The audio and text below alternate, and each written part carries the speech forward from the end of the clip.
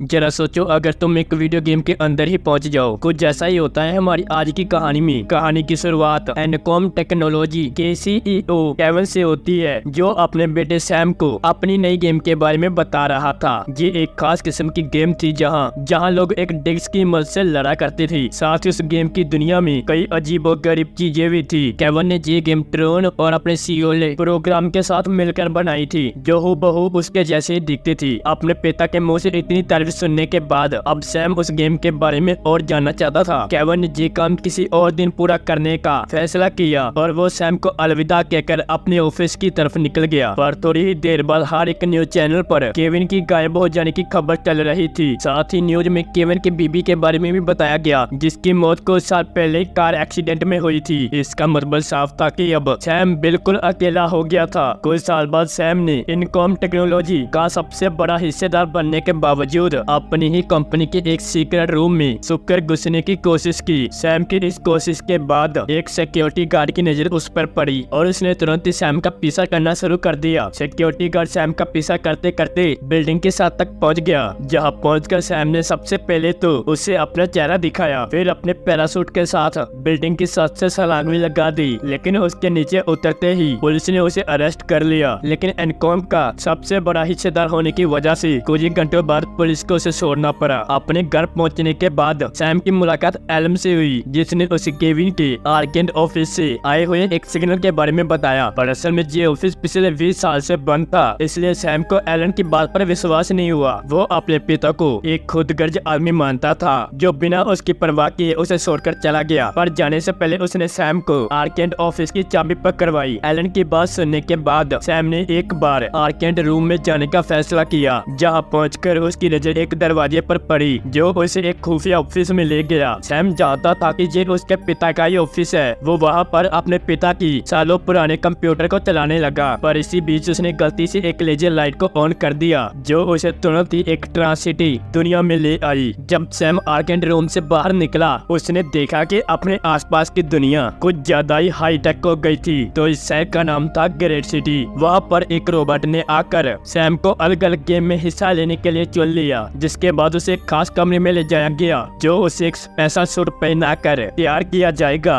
साथ ही सूट पर एक डेस्क भी लगी हुई थी, जो अपने मालिक की सभी चीजों को अपने अंदर स्टोर करती। इसके बाद सैम को एक रिंग में भेजा गया, जहाँ उसे कई और गेमर के साथ मुकाबला करना था और उसमें जीत होगी उस खिलाड़ी की जो आखिर तक टिका रहेगा। अपनी कई लड़ाइयों के बाद आखिरकार सैम का मुकाबला रेंजर से हुआ, जो कि बाकी फाइटर से ज्यादा ताकतवर था। रेंजर एक इकलौता फाइटर था जो 2 डिस्क का इस्तेमाल करता था और अपनी इसी ताकत की मदद से और उसने बड़ी आसानी से सैम को हराना शुरू कर दिया। और जैसे ही रेंजर अपना आखिरी वार करने वाला था, तभी ग्रेट सिटी के मालिक की नजर सैम के शरीर से निकल रहे खून पर पड़ी और उसने तुरंत ही सैम को अपने पास बुला लिया। मालिक के पास पहुंचकर पहले तो सैम को लगा कि शायद वो अपने पिता से बात कर रहा है, पर जल्दी उसे एहसास हुआ उसके सामने जो इंसान खड़ा है वो उसके पिता नहीं है, बल्कि वो तो बस उसके पिता की एक डिजिटल कॉपी है। इसके बाद सैम को अपनी अगली गेम के लिए ले जाया गया, जहाँ पर एक औरत उसे दूर से बैठकर देख रही थी। रिंग में पहुंचने के बाद उसे पता चला उसका मुकाबला किसी और से नहीं, बल्कि उसके पिता के बनाए हुए CLU साथियों से था। मैच शुरू होते ही दोनों टीमों ने एक दूसरे पर हमला शुरू कर दिया और देखते देखते एक एक करके दोनों टीम के आदमी खत्म होते गए। पर तभी सैम अपनी बाइक से नीचे गिर गया, पर उधर CLU उसे खत्म करने के लिए अपनी पूरी रफ्तार से आ ही रहा था। पर एंड वक्त पर उस औरत ने आकर उसे बचा लिया, जिसके बाद वो उसे अपनी गाड़ी में बैठाकर वहां से भाग गई। रास्ते में उस औरत ने अपना नाम उसे कोरा बताया और वो पूरी रफ्तार से सैम को ग्रेट सिटी से दूर ले जा रही थी। थोड़ी देर बाद आखिरकार सैम की मुलाकात अपने पिता से हुई, जिसने उसे खाना खाते समय अपनी पूरी कहानी सुनाई। असल में केविन ट्रोन CLU के साथ मिलकर इस गेम को और बेहतर बनाने की कोशिश कर रहा था, पर असल में गेम के अंदर अपने आप ही नई नई चीजें होने लगी। ऐसा लग रहा था कि गेम ने खुद का अपना दिमाग बना लिया था। केविन के मुताबिक वो लोग अपनी दुनिया को बेहतर बनाने में लगे थे, लेकिन CLU ट्रोन केविन को अपने रास्ते से हटाकर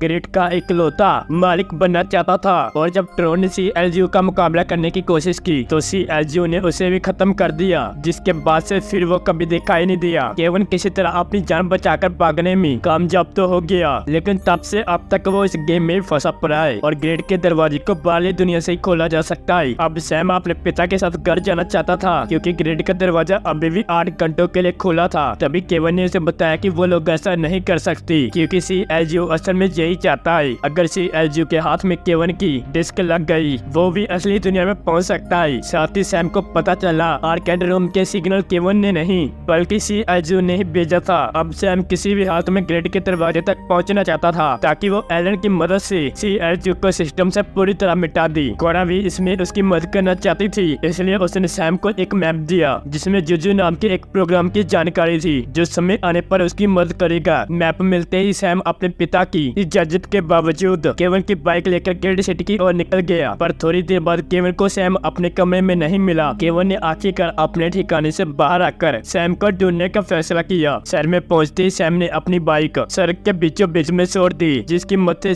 CLGO ने केवन के ठिकाने का पता लगा लिया। पर जब तक वो अपने साथियों के साथ वहां पहुंचा तब तक केवन वहां से निकल चुका था। वही क्लब के बाहर एक औरत सैम को कैस्टर नाम के एक आदमी के पास लेकर गई, जिसने थोड़ी देर बाद सैम को बताया कि असल में वही जुजू है, लेकिन उसने कुछ समय पहले ही CLGO से हाथ मिला लिया था। खैर कुछ देर बाद ही CLGO की पूरी फौज और ब्लैक कार्ड उस क्लब पर हमला करके सबको मारना शुरू कर दिया। लेकिन एंड वक्त पर कोरा और केवन सैम को बचाने के लिए पहुंचे, लेकिन इस लड़ाई में कोरा का हाथ जख्मी हो गया, जिसकी वजह से तीनों को वहां से भागना पड़ा। लेकिन भागते वक्त एक गार्ड ने केवन के डिस्क चुराने की कोशिश की, लेकिन तभी जुजू ने उस गार्ड से डिस्क छीन ली ताकि वो उसे CLGO के हवाले कर सकी। और CLGO ने इसके बावजूद जुजू को अपने दोस्त मानने की बजाय जाते जाते उसके साथ पूरे क्लब को बम से उड़ा दिया। उधर केवन और सैम के बीच बहस चल रही थी, आखिरकार आगे उन्हें क्या करना चाहिए। तभी होश में आने के बाद कोरा ने सैम को केवन की अपनी पहली मुलाकात के बारे में बताया। असल में केवन ने खतरे की घंटी में उसकी जान बचाई थी, पर तभी से वो उसके साथ काम कर रही है। असल में उसका सपना था कि शायद वो भी असली दुनिया को देख पाएगी। खैर जल्द ही वो एक बहुत बड़े जहाज पर आ पहुंची जहाँ CLGO अपनी नई फौज के लिए प्रोग्राम को तैयार कर रहा था। वहाँ से केवन और सैम को जिंदा बाहर निकालने के लिए कोरा ने अपना बलिदान देने का फैसला किया। दुश्मनों का ध्यान भटकाने के लिए वो सीधा जहाज पर कूद गई, जहाँ रेंजर उसे पकड़कर CLGO के पास ले आया। कोरा और रेंजर की लड़ाई देखते ही केवल समझ गया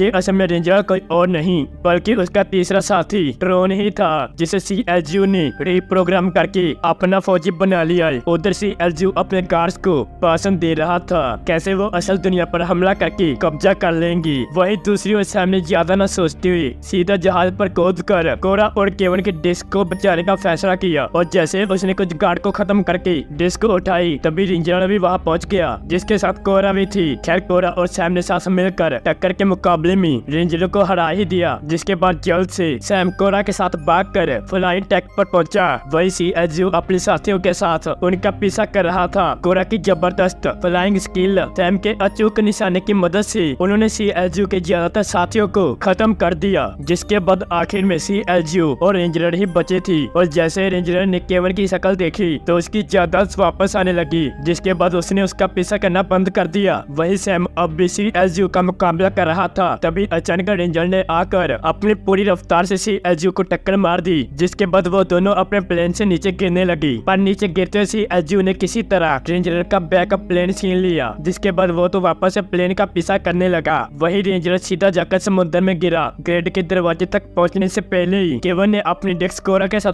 बदल दी थी। दरवाजे पर पहुंचकर उन्होंने देखा CLGO पहले ही उनका इंतजार कर रहा था। आमने सामने आते CLGO ने केवन के साथ बहस करना शुरू कर दिया, जिसमें CLGO ने कहा कि केवन ने ही उसे इस तरह बनाया है, वो तो बस उस प्रोग्राम को फॉलो कर रहा है जिसे केवन ने खुद बनाया है। केवन ने उसे बेहतर दुनिया बनाने का वादा करके उसे धोखा दिया है। वह केवन भी अपनी गलती मान ही रहा था। तभी अचानक से CLGO ने केवन पर हमला कर दिया और जब सैम अपने पिता को बचाने के लिए बीच में आया तो CLGO ने उसे उठाकर ब्रिज के दूसरी तरफ फेंक दिया, जिसके बाद वो ब्रिज दरवाजे की तरफ बढ़ने लग गया। कोरा तो सैम के साथ ही थी, केवन अभी भी ब्रिज के दूसरी तरफ ही था। जैसे CLGO ने केवन की डिस्क निकाली, वो अपने हाथ में कोरा की डिस्क देखकर हैरान रह गया और उसने तुरंत ब्रिज के दूसरी तरफ छलांग लगाने की कोशिश की। तब तक बहुत ज्यादा देर हो चुकी थी। तभी केवन ने CLGO को पकड़कर अपने साथ मिला लिया, जिसमें एक जबरदस्त धमाका हुआ जिससे पूरी ट्रोन सिटी तबाह हो गई। उधर असली दुनिया में सैम ने ग्रेड सिटी को कॉपी करके एक चिप में डाल लिया। एक नया सिग्नल मिलने की वजह से